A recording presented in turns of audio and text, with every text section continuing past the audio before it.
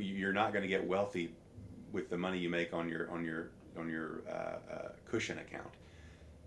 But just having that there, the peace of mind of knowing if life throws us a curveball, we're covered. It's not an immediate, it's still a fire we got to put out. We've got to address it, but it's not a grease fire that just blew up the kitchen and we're going to burn the house down, because it's a panic situation, and we don't have the financial peace of mind of knowing we've got things covered. We've got some runway here to figure this out.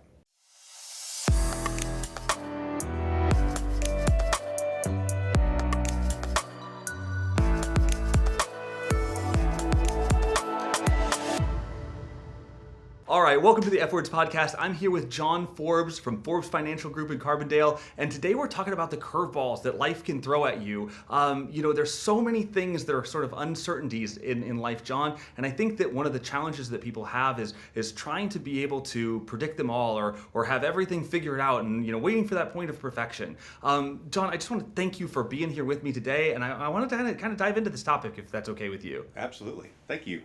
So when people are kind of going through life, they want to get ahead of all of these like what ifs, and you deal with people from all different areas, all different walks of life, at all different points, whether that's financially or at different ages or different points of their career, and they all come to you with anxiety and struggle and fear and uncertainty. How do you start that conversation? How do you help people sort of take that on? Sure, Nick. Well, I'd say the first thing we want to try to move toward is just educating clients.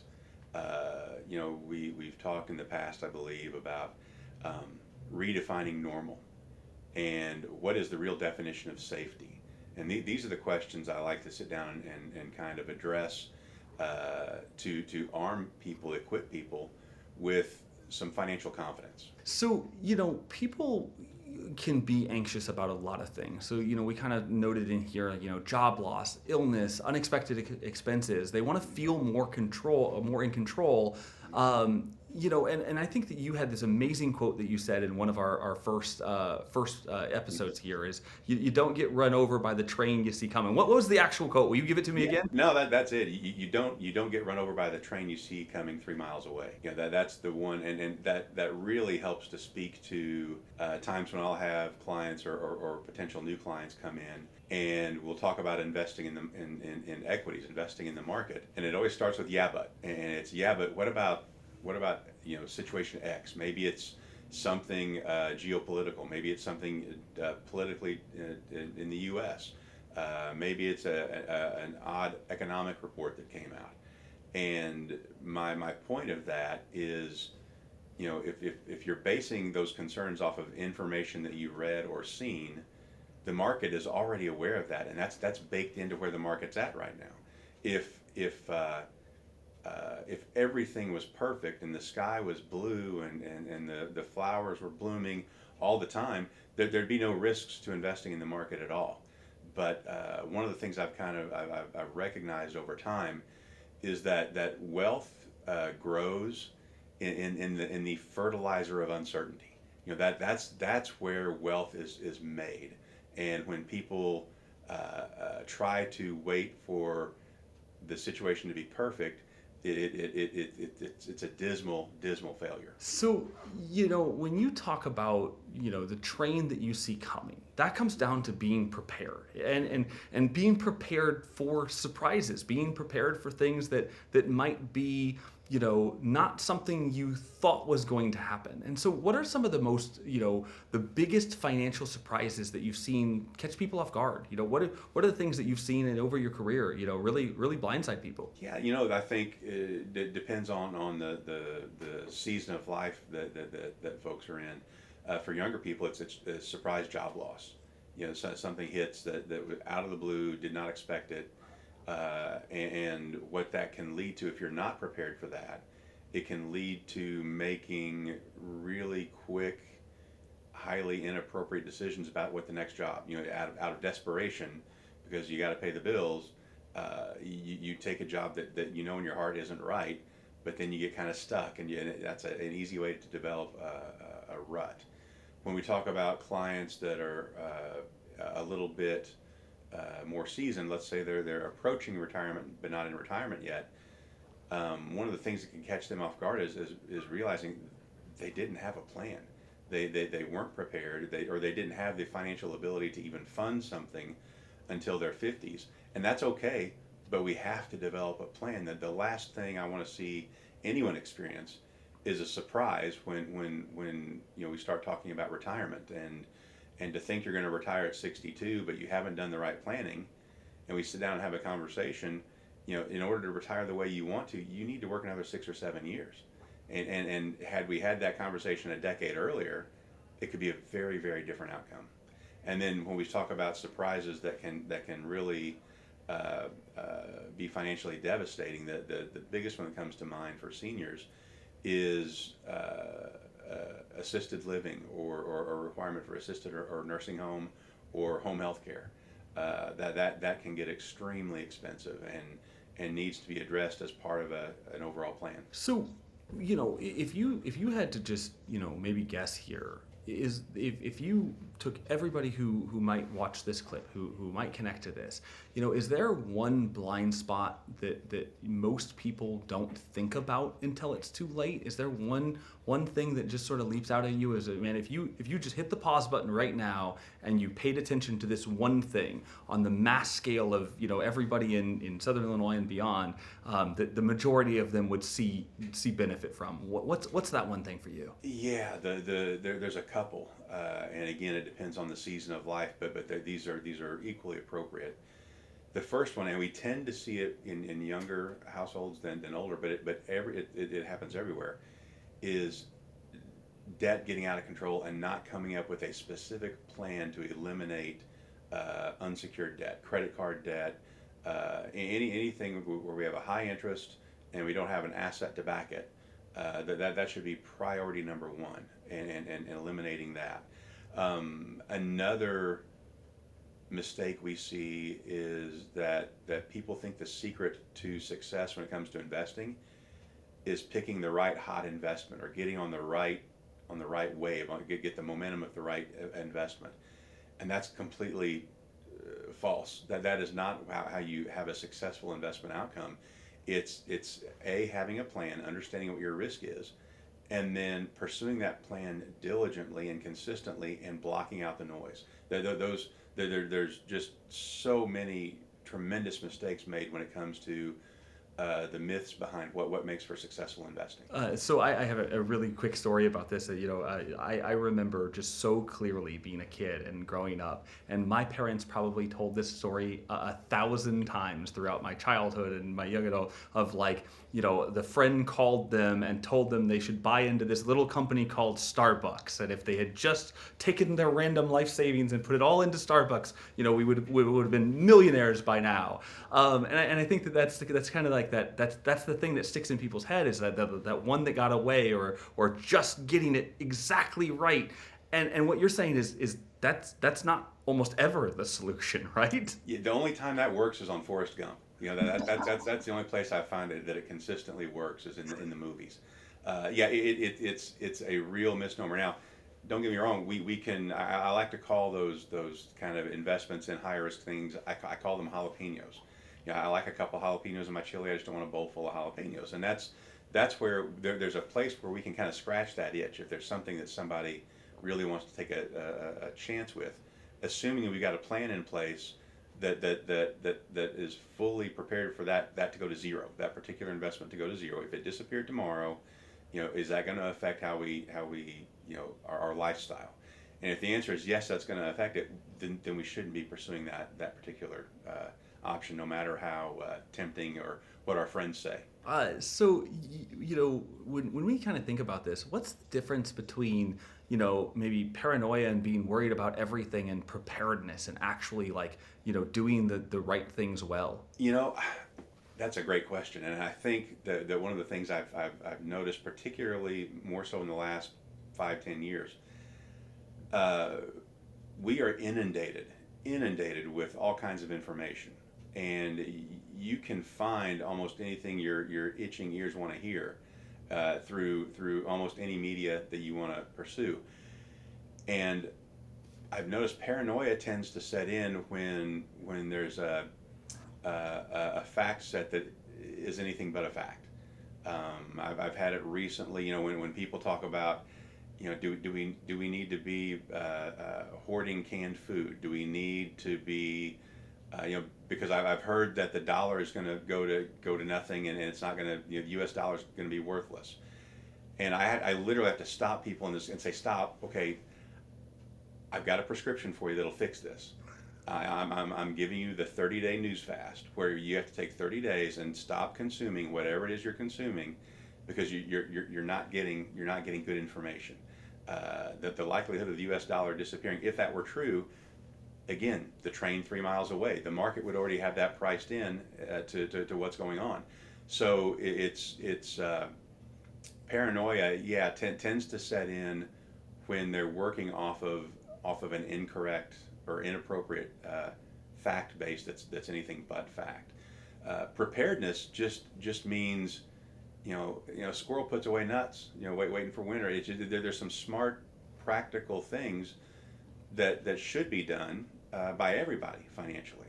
Having just a 3 to 4 month cash cushion of your expenses, not your income, but of your expenses. And this gets back to that issue we talked about earlier. If we have a job loss and there's no reserve, there's no gas in the tank, then desperation sets in and bad decisions can get made. But if you've got a 3 or 4 month accumulation of, you can pay your bills without taking it, you can be a little bit more selective. It gives you a lot more flexibility, and you're more likely to make the right decision for you and your family. So there's all kinds of rationale for being prepared, because the fact is you could lose a job. The fact is a spouse could pass away unexpectedly. There's lots of facts that we can look at and make sure that we have something in place to make sure that it doesn't become financially devastating. I love this question. Why is this kind of preparation an act of care, both for yourself and for others? Oh yeah, no, preparation is completely something that you're doing to care for the people that are going to be most affected by whatever the situation is. If it's an unexpected passing, if it's an unexpected job loss, if that happens, and you can look at your spouse and sit at the table and say, look, okay, we've got 4 months of expenses covered, so let's not panic. Let's sit back and make a plan from here. And even a non-investment or non directly financial issue would be having a will in place, having a directive that lets your loved ones know, hey, this is what I'd like to see happen, and this is how I want to care for you if something happens to me and I'm gone. It's so important to do things like this, and I think that we all kind of know on face value that this is so important. Mm-hmm. But why do people avoid planning for the hard stuff, death, disability, downturns? Why do people avoid it so ferociously? I would love to make some judgmentally kind of response, but I can tell you, when I got my will back and I saw my name, the last will and testament of John M. Forbes, in big bold letters, it was nerve-wracking, to see that, because it makes you face the reality of, we are finite beings. We're not here forever, and I don't think anybody likes to deal in that. And if instead of focusing on that, what I managed to get myself talked into and my brain wrapped around is that piece of paper isn't for me. It's to make sure that my wife and my girls are taken care of, and make sure that I've taken all the steps that makes their life as easy as possible during one of the most difficult periods they may ever face. And so that very often ends up with us as the ostrich, our head fully in the sand, with our the railroad tracks on either side of our feet, right? Yeah, exactly. When you kind of talk to clients, how do you help them to feel confident, not afraid maybe when thinking about the unknown or the future or the things that are those scary things that we don't want to talk about, that are uncomfortable? How do you help them through that process? It kind of comes back to what we started with earlier about education. I wish even as early as middle school or high school, there was more financial literacy taught and more basics about the importance of budgeting, the importance of not overspending, the importance of planning for the future. But that oftentimes is simply ignored at best. So how do you help them feel Yeah. more confident when thinking about the unknown? Yeah, it does. It's the educational component. It is, again, when it comes to investing, understand what is normal. And that's what I sit down with clients and explain what is normal. And when they realize that no matter what the headlines say, more often than not, this is normal. Markets dropping 10, 15% is normal.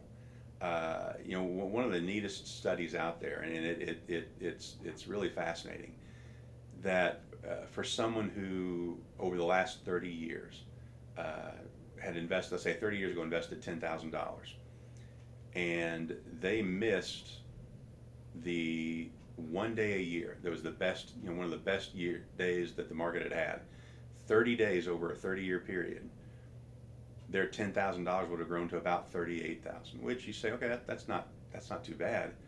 Had they left it alone, it would have grown to about $225,000. So the natural inclination of people to think that, okay, we've got, when the markets are ugly is when we got to get out and wait for things to look better.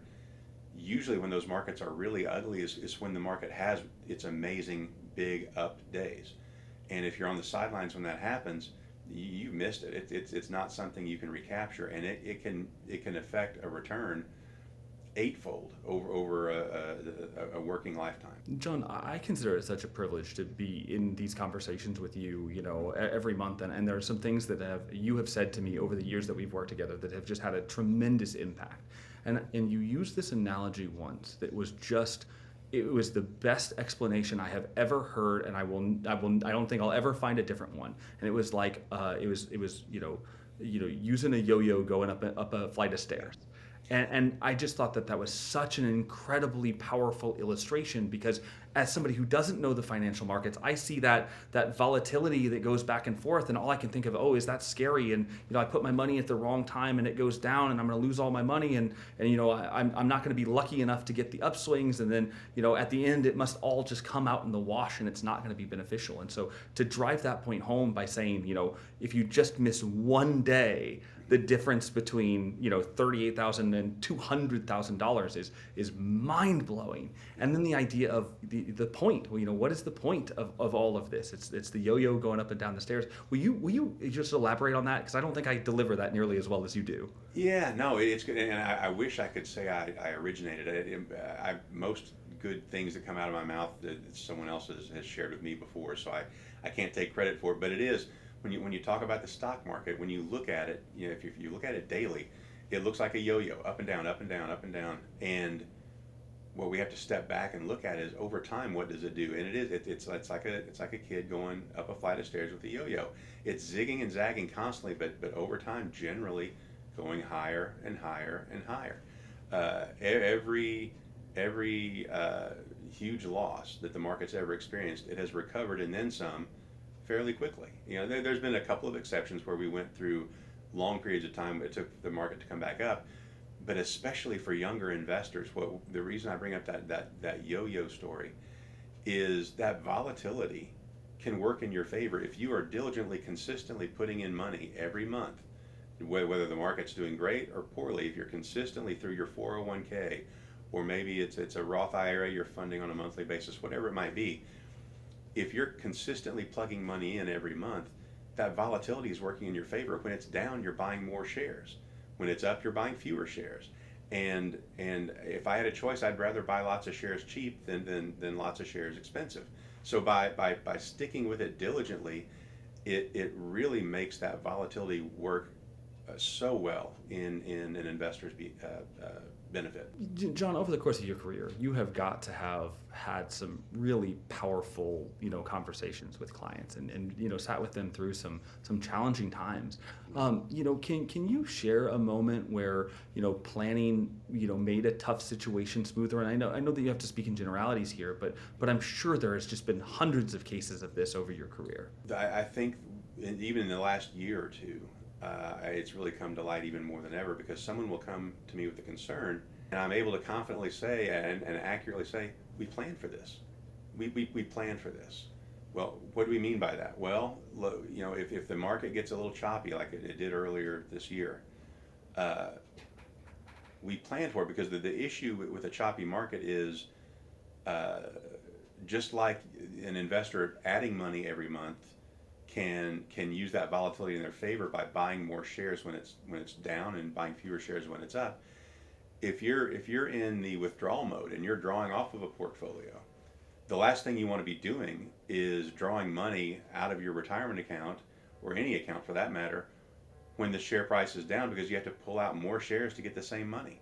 So what do? We make sure we have money in cash and bonds and other places that we can draw from, and leave that stock money alone until the market recovers. Do you have maybe a mindset shift that you use to help people stop avoiding the difficult conversations and to get them to the table and to just acknowledge them and tackle them head on? Is there something that you use on a regular basis? It's do you like to slowly pluck a Band-Aid off, or do you just rip it off? And sometimes these conversations are really just situations where we just got to rip the Band-Aid. Nobody gets excited about talking about wills. If they do, I'd be concerned about them a little bit. As someone with parents that are still alive, well, what a great conversation to have is just check in with mom and dad. Hey, do you guys have wills in place? Do you have power of attorney established for healthcare and for financial, just in case something happens to one of you? These are some basic things that we can do that will make life so much easier for everybody. It's nothing, it's almost like a dental visit. You don't look forward to it, but it's always beneficial after you do take care of that. So yeah, I think just realizing that it's not ignoring it won't fix it. Ignoring any situation that feels a little awkward or uncomfortable, ignoring it doesn't let it go away. You still have to address it and rip the Band-Aid off, and don't just rub around and play with it. Oh, I want to ask this one just because I think it's such a great bite-sized clip that people can take away. But John, if you could give me what are the top three things? The top three things on your checklist of, if you have this done and you have these three things done, you're going the right direction. If you don't have any of these three things done, you need to go do them. What would your top three things be? Top three things that are practical and can be done right now. Number one would be, do you have a will and a power of attorney to set up? That's a very easy thing to knock out. That would be number one. Number two is, have you yourself, or have you met with a financial advisor to determine, am I on track? And then what does on track look like? Again, just participating in your retirement plan does not mean you're on track to retire. We need to have a conversation and know what's going on. And then practical number three, as we talked about earlier today, set up a plan to eliminate the credit card debt. And not only it helps in so many ways. When you aggressively and intentionally set up a 1 or 2 or 3 year payoff of debt. Number one, that means you got to quit incurring debt. So you're going to save a little bit of money that direction. Number two, when you get used to plowing that amount, whether it's $200, $500, $1,000, whatever it is a month, toward that, when it gets paid off, that makes it awfully easy to flip the switch and take that same money that you're used to not spending and put it into investment accounts and continue to build wealth. Like we said in past broadcasts, paying off debt is building wealth, because your net worth is increasing when you're getting rid of liabilities, a high expense liability. So if you can take that mindset, tackle that aggressively, and then just flip the switch to adding to investments after you get that knocked out, it's a powerful, practical thing you can do. John, you touched on this a minute ago, but the question I have here is, how can an emergency fund or basic insurance plan, offer peace of mind? How does that make a difference? Well, yeah, I think number one, when we're talking about that 3 or 4 month reserve set aside, and it can be in a savings account, it can be in a CD. I honestly, you're not going to get wealthy with the money you make on your cushion account.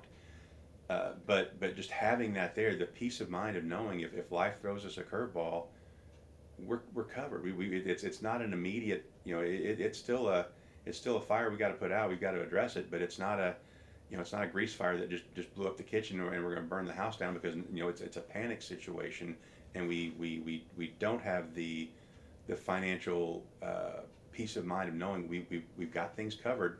We've got some runway here to figure this out. Is there a sort of one set it and forget it tool that you love for long-term security? Is there something that sort of jumps out at you as something that you're always recommending?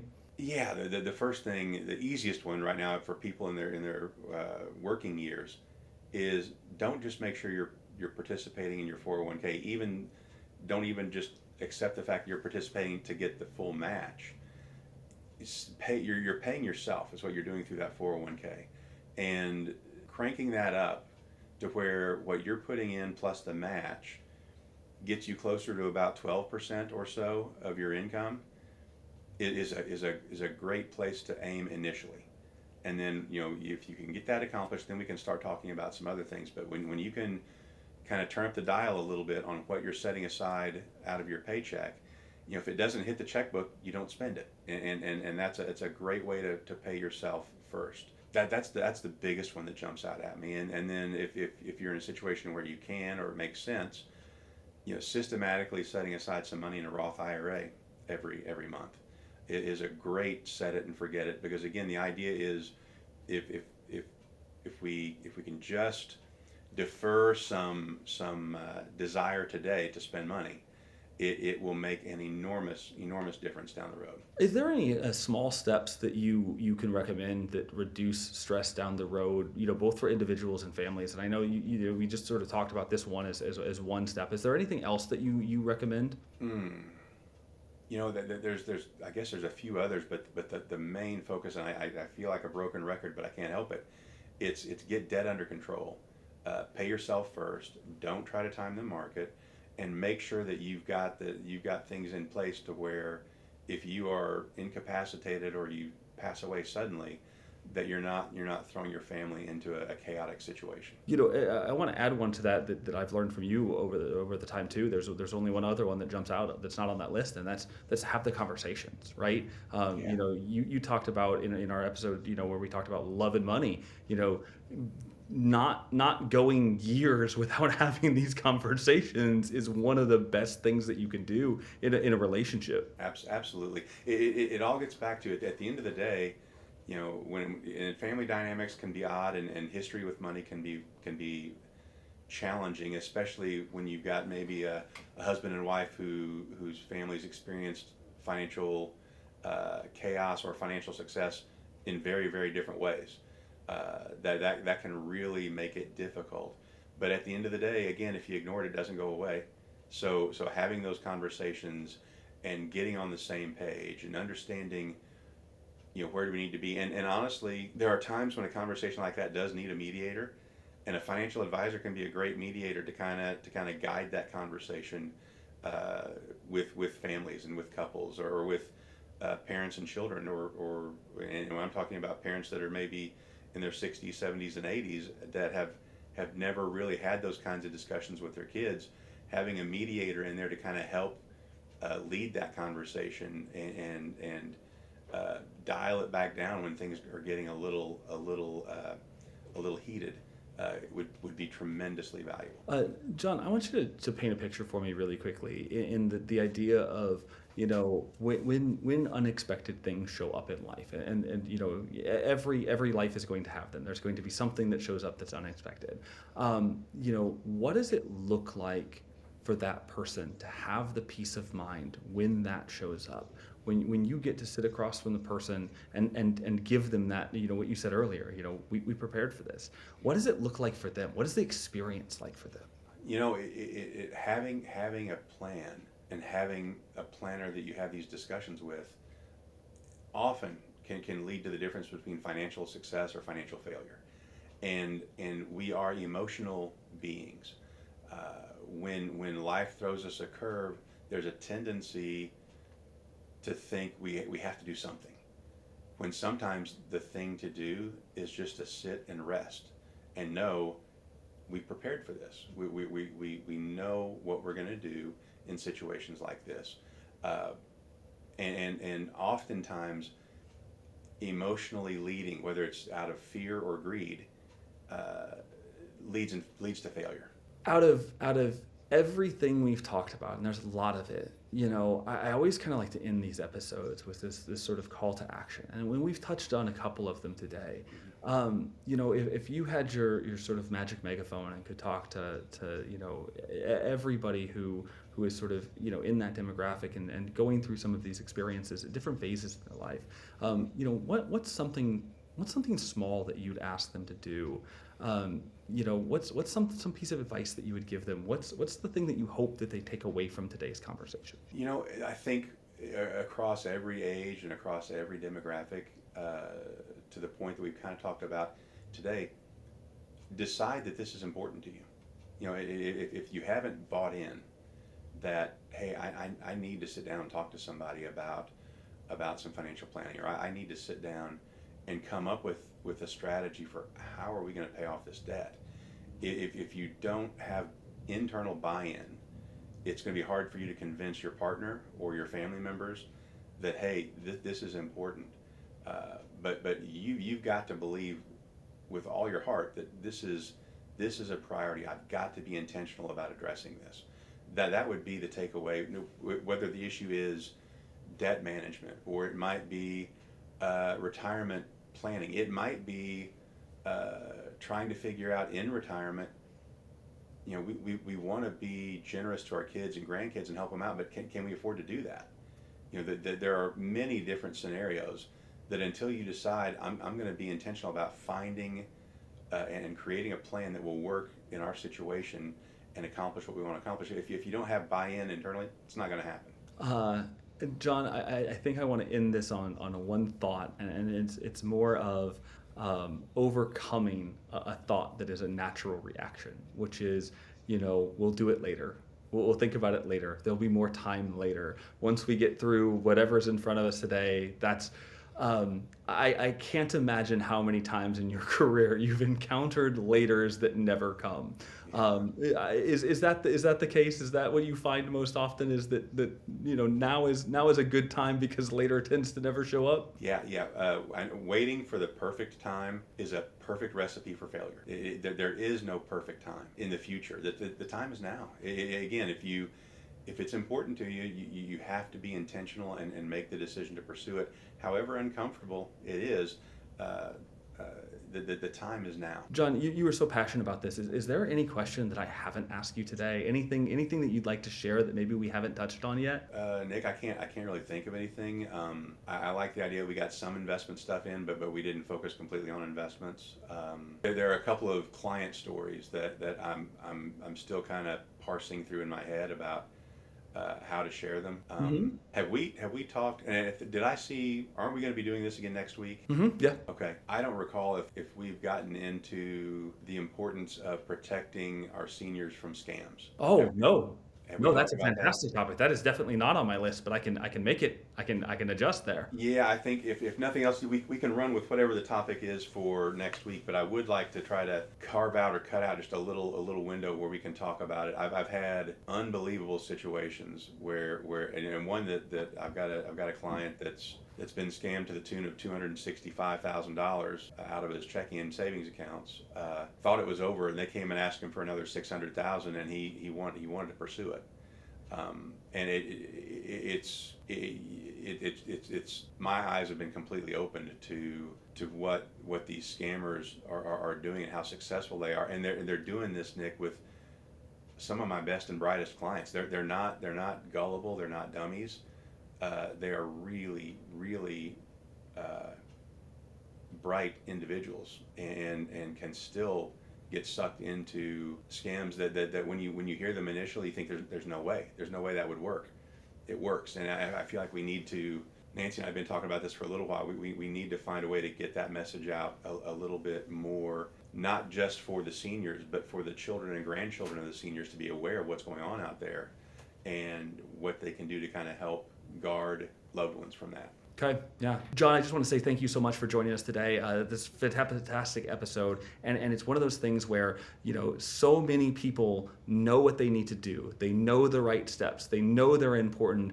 They just don't take the time to do them. And I want to just say thank you for this reminder today to prioritize what's important and focus on where you want things to go. I think that's really, really going to make a difference. Well, thanks, Nick. I appreciate it. Good time. All right. Security and advisory services offered through LPL Financial, a registered investment advisor, member FINRA, SIPC. The opinions voiced in this podcast are for general information only and are not intended to provide advice or recommendations for any individual. To determine which strategies or investments may be suitable for you, consult the appropriate qualified professional prior to making a decision. Individual tax or legal matters should be discussed with your tax or legal professional.